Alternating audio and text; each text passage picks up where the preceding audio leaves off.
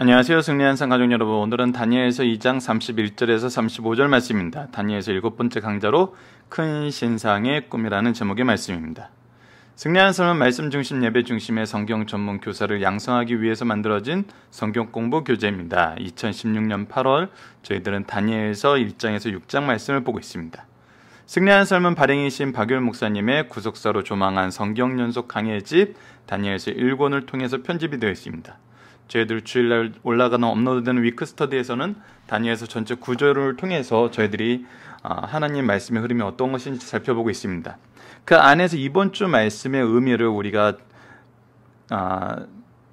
매일매일 말씀에 적용하려고 하는데 그 적용점을 우리가 무엇으로 보고 있냐면 바로 위크스터디에 나와 있는 한 가지의 질문을 통해서 한번 엮어보려 합니다. 그 질문의 내용은 하나님의 주권이 이 세상에 선포될 때 누구를 통해서 어떻게 선포하시며 그 결과는 무엇이냐는 겁니다. 오늘 말씀은 이제 이 선포가 되는 과정이 있습니다. 선포되는 내용이 있습니다. 어제의 말씀을 통해서 이것이 하나님께서 미래의 일을 왕에게 알리고자 하시는 하나님의 계획이심을 말했고, 오늘은 그 내용이 나오고 내일은 그거에 대한 해석이 나옵니다. 자, 오늘은 굉장히 짧은 말씀이고 위크스터 때 말씀드렸던 그림을 잠깐 보여드리면서 저희들 오늘 말씀에 대한 부분을 한번 이어나가도록 하겠습니다. 자, 큰 신상의 꿈입니다.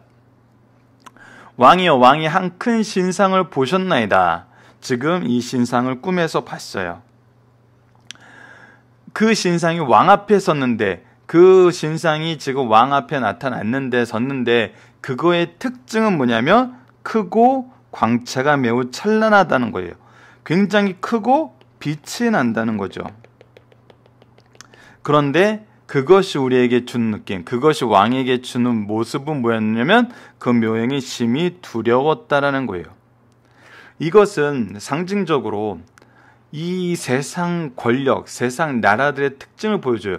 우리가 볼 때는 굉장히 커요. 국가 권력, 국가의 능력이라는 것은 강해지면 강해질수록 더 크고 무서워집니다. 그리고 매우 빛나요. 그리고 우리에게 두려움을 줘요. 이것이 세상 모습의 특징이에요. 그래서 이것이 현실적으로 우리에게 이렇게 드러남을 보여줘요. 하지만 우리는 말씀을 모두 알고 있는 부분 상황에서 또 35절에서 표현된 것처럼 이런 것은 어떻게 돼요? 필연적으로 무너지게 된다는 거예요. 누구에 의해서? 하나님의 주권에 의해서.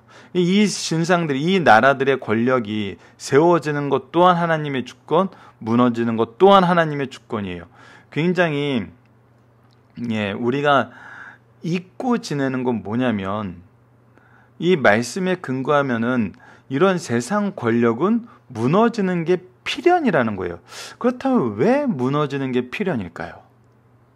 이 부분에 대해서 우리가 한번 묵상을 해볼 부분이 있어요. 그 부분을 우리가 이제 한번 나머지 말씀을 보면서도 한번 같이 나눠보는 시간을 갖도록 하겠습니다. 그 우상의 머리는 숭구며, 그래서 그 특징이 뭐냐면 일부러 머리를 좀 크게 그렸어요. 머리는 숭구이에요.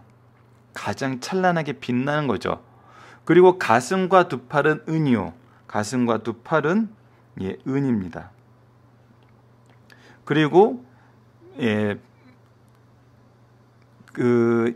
배와 넓적다리 이 부분까지는 놋이에요. 그리고 아래는 철인데 맨 아래는 일부는 철이요, 일부는 흙이에요. 이것을 보면 어때요?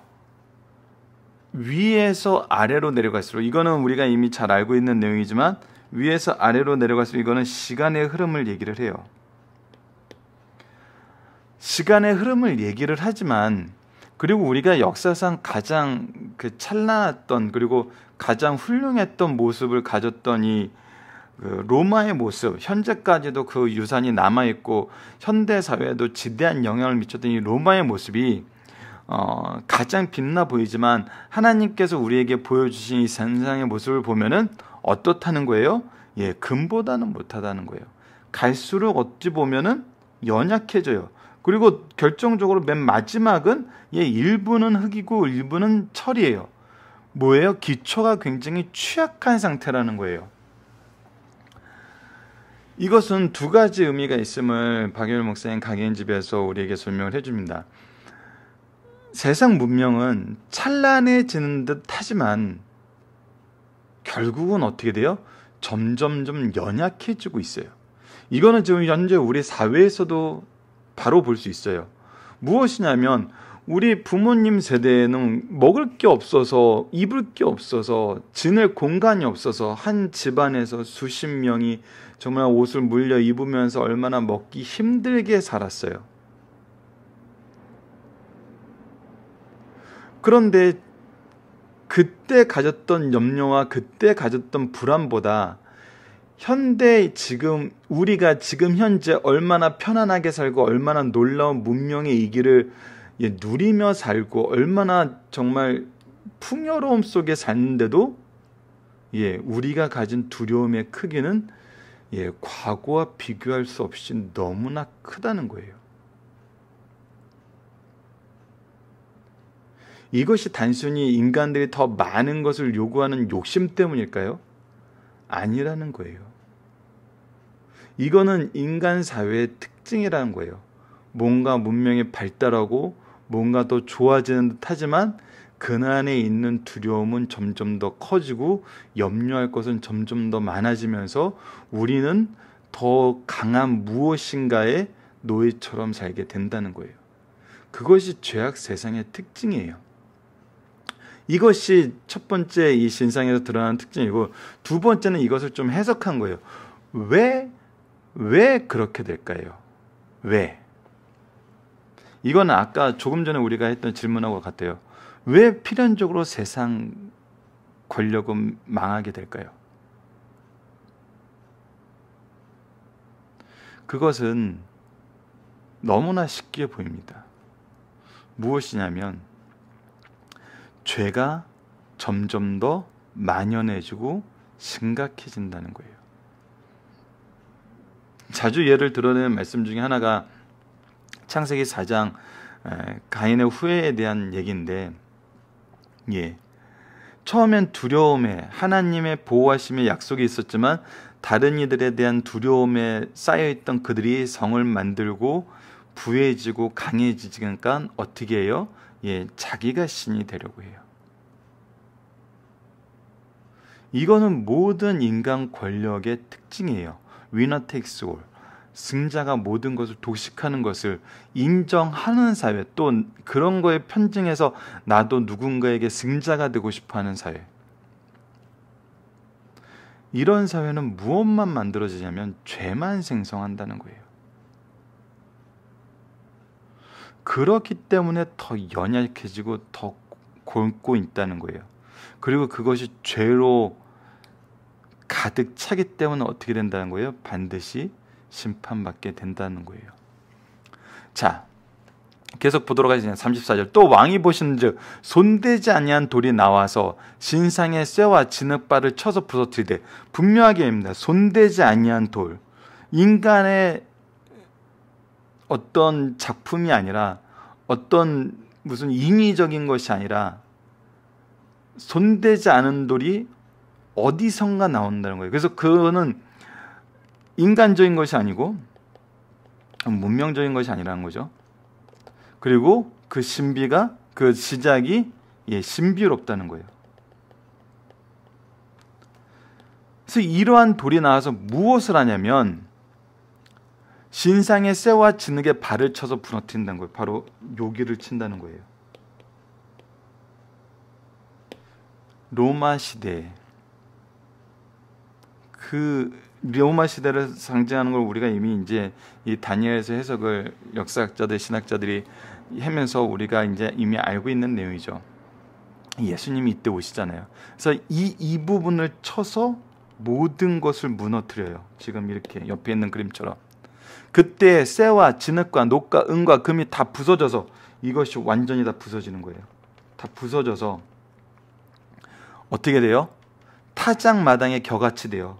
완전히 쓸어 흘러 먼지처럼 변해가지고 바람에 불려 날아가 버린다는 거예요. 바람이 부르니까 날아가 버리는 거예요. 그런데 우상을 친 이 돌은 무엇이 돼요?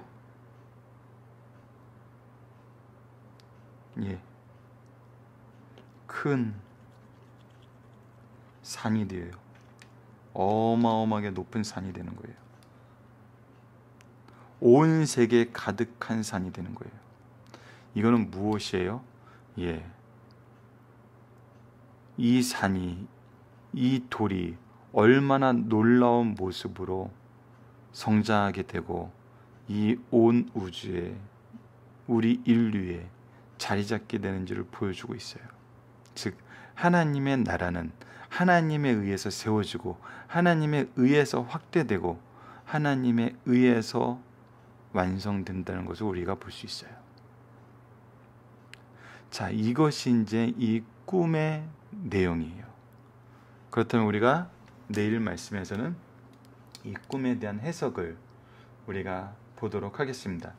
특히 박일훈 목사님 강의 집을 가지고 계신 분들은 오늘 말씀과 내일 말씀이 현상과 해석으로 동일하게 반복되는 내용이 있지만 박일훈 목사님 강의 집에는 오늘 본문에서는 좀 더 역사적인 부분을 설명을 해주고 있고 내일 부분에서는 이거에 대한 의미적인 부분을 이 흐름에 맞춰서 설명해주고 있어요. 그래서 보강 설명이 될 수 있고 여러분들 이해를 도울 수 있는 이 역사적인 부분에 오늘 본문 말씀을 또 여러분들께서 참조하시면은 좀 더 깊이 있는 말씀을 묵상하실 수 있을 거라고 봅니다. 자, 본문 묵상하기를 봅시다. 왕이 본 것은 무엇이며 이것의 특징은 무엇입니까? 큰 신상인데 크고 광채가 매우 찬란하며 두렵다. 이것은 세상 권력의 특징이라고 했어요. 이 신상은 몇 부분으로 나눠져 있으며 각각의 특징은 어땠습니까? 머리, 은, 금, 철, 머리는 금, 가슴과 양팔은 은, 배와 넓적다리는 놋, 그리고 다리는 철로 돼 있다가 마지막에 진흙 부분까지. 그래서 총 5부분으로 볼 수 있겠죠. 그리고 각각의 특징은 내일 말씀과 연결되긴 하는데 위에서부터 아래로 내려갈수록 좀 더 가치는 좀 떨어지는 듯한, 그리고 점점점 취약해지는 듯한 그런 특징을 보이는 것을 우리가 오늘 말씀에서도 확인할 수 있었습니다. 자, 중심 사선을 보도록 하겠습니다. 당시 역사의 주관자는 외형상으로 볼 때는 초강대국인 바벨론 왕 느부갓네살이라고 모두가 인정할 수밖에 없었다. 느부갓네살은 역사를 주관하는 자로서 장래일을 생각하고 있었다. 그러나 하나님께서는 느부갓네살의 꿈을 통하여 그 장래일을 느부갓네살의 소관사항이 아니요 하나님의 권한사항임을 가르쳐 주셨다.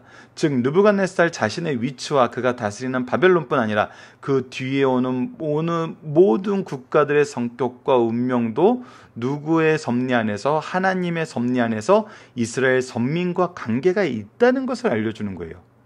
왜? 마지막 날에 올 이 영원한 나라의 모습, 그리고 그것을 선포하는 다니엘, 그리고 그 선포를 하게 만드시는 이스라엘의 하나님, 이것을 통해서 이 관계를 깨달을 수 있게 하신다는 거예요. 그리고 종국에는 땅에 속하지 않은 새 왕국이 어떤 성격과 사명에 의해 세울 것을 알려주셨다. 느부갓네살이 꿈을 꾸고 기억할 수 있었다면 바벨론 술사들에 의하여 꿈이 잘못 해석되어 하나님의 의도하시는 목적을 달성할 수 없을 것이다. 그래서 꿈을 기억나지 못하게 하신 것도 하나님이시라는 거예요. 그래서 하나님은 인상 깊고 두려운 꿈을 꾸게 하신 후 그 꿈을 잊게 하셨다. 그리고 하나님의 사람 다니엘을 통하여 그 꿈을 생생하게 재생시키시고 해석해 하셨어요. 그래서 결국 느부갓네살을 통해 하나님의 주권적 통치를 찬양하게 하며 더 나아가 메시아 왕국의 도래를 예언하게 했다는 것입니다. 다니엘은 하나님의 지혜로 이 은밀한 것을 깨닫게 된 후 하나님께서 어떻게 자기에게 알게 하셨는가를 왕에게 구했어요. 이 꿈은 하나님께서 주관하시는 것으로 바벨론의 박사나 숙객이나 박수나 점쟁이가 왕께 보일 일이 아니오, 하나님께서 후에 될 일을 왕에게 알게 하신 것이라고 말했어요. 다니엘은 이것을 왕에게 알게 한 것은 다른 인생보다 지혜 있어서가 아니라 하나님께서 자신을 사용하신 것뿐이라고 얘기했어요. 모든 영광은 하나님께 돌린 거예요. 그리고 지금까지 느부갓네살이 경멸하던 하나님을 능력 있게 소개하고 있어요. 그리고 그 꿈에 해석하기 전에 꿈에서 본 신상을 먼저 자세히 설명하므로 느부갓네살에게 자기가 꾼 꿈과 같다는 사실을 확인시켜줘요. 즉 다니엘이 그 꿈을 해석할 때 확신을 주었고 혼돈을 방자해 주었어요. 그리고 그 꿈의 의미를 자세히 해석하였어요. 그 후에 느부갓네살은 다니엘을 높이고 하나님을 찬양하는 것이 바로 이번 주 우리가 묵상할 내용입니다. 자, 첫 번째, 오늘의 말씀의 첫 번째 중심 사상입니다. 세상의 국가는 인간의 눈에 거대하게 보이고 광채가 찬란해 보여도 두려움을 준다. 그러나 기초가 흙에 얼마 있으면 부서질 것입니다. 세상에는 현실적으로 너무 크고 강한 것들이 많이 있습니다. 그 중에 나라와 통치권자들은 많은 사람들에게 두려움을 줘요. 그러나 그 기초는 흙이에요. 그래서 대수롭지 않은 일, 즉 꿈을 꾸고 흔들리고 무너져요. 인생은 실로 질그릇 한 조각과 같대요. 인생은 그 누구도 깨어지기 쉽습니다. 하나님의 은혜가 있어서 유지되고 살아남는 거예요. 세상 어떤 강대한 나라도 다 깨어질 수밖에 없는 약한 것이에요. 이와 같이 인생의 겸손을 가르쳐주는 말씀이 본문이 우리에게 주시는 은혜입니다. 두 번째, 세상 나라는 인간이 아무리 노력하여도 좋아지는 것이 아니라 더 악화되어 가요. 이것은 조금 전에 우리가 설명해서도 본문 말씀에서도 잠깐 묵상했던 내용인데 보도록 하겠습니다. 신상은 금, 은, 녹, 철, 진흙으로 변해갑니다. 하나님 없는 인간들은 가면 갈수록 약해지고 악해져요. 오직 그리스도 안에서만 새로운 피조물이 되고 참된 향상을 가져올 수 있어요. 예, 이것이 우리가 성장하고 더 좋은 사회를 이루어 나간 방법이에요. 그래서 기독교 국가로 시작한 나라들이 이 세계 민주화에, 복지화에 얼마나 지대한 영향을 했는지 여러분들 역사를 통해서 한번 확인해 보세요. 그 역할과 그 의미를 잊고 이제 타락의 길로 가고 있는 그 모습도 우리가 보지만, 그리스도의 정신이 이 세상을 새롭게 함을 우리가 역사를 통해서 분명히 볼 수 있습니다. 그래도 지금도 인간은 지속적으로 타락해가고 있어요. 말씀으로 세상을 변화시키는 주역이 되어야 돼요. 이것을 이길 힘은 오직 말씀뿐이라는 겁니다. 하나님 나라는 인간의 눈에 매력적이지 않더라도 그 힘은 세상 모든 세력을 부수고 결과적으로 온 세계에 충만하게 돼요. 종말의 때까지 세상 나라들과 권세자들은 계속 형성되어 갈 것이다. 그러나 하나님의 정한 때가 되면 영광스러운 하나님의 왕국이 올 것입니다. 그날이 오면 세상 권세와 왕국은 악을 멈출 것이요 그리스도가 영원히 다스릴 것입니다. 이것을 믿고 살아가는 것이 바로 성도라는 것입니다. 살펴보기 정답은 여러분 카페를 통해서 확인해 주시고요. 자, 적용하기 문제를 보도록 하겠습니다. 세상 통치자를 그 주권대로 세우시는 하나님의 목적은 무엇일까요? 하나님의 통치와 다스리심을 보여주기 위한 거예요. 그리고 그 기준에 무엇이 있음을 알게 하시는 거예요? 하나님의 백성이 있음을 알게 하시는 거고 구원의 뜻이 있음을 알게 하시는 거예요. 이 세계관을 우리가 어려서부터 성경을 통해서 자녀들에게 가르쳐줘야 돼요. 그렇지 않으면 이 신앙생활을 정말 취미생활로 보고 어떤 희한한 어떤 말도 안 되는 것으로 해석을 하면서 비난하게 앞장서요. 하지만 그 비난의 최고봉에 있었던 최고의 위치에 있었던 느부갓네살을 하나님께서 어떻게 깨닫게 하시는지를 보세요. 느부갓네살을 깨닫게 하신 하나님, 누구도 깨닫게 하십니다. 그러나 이 깨닫게 하는 것은 하나님께서 심판을 통해서 주심을 다니엘서 4장에서 분명히 드러나요. 우리 자녀들이 이런 심판의 대상이 되게 해야 되겠어요? 우리 제자들이 이런 심판의 대상이 돼야 되게 하겠어요?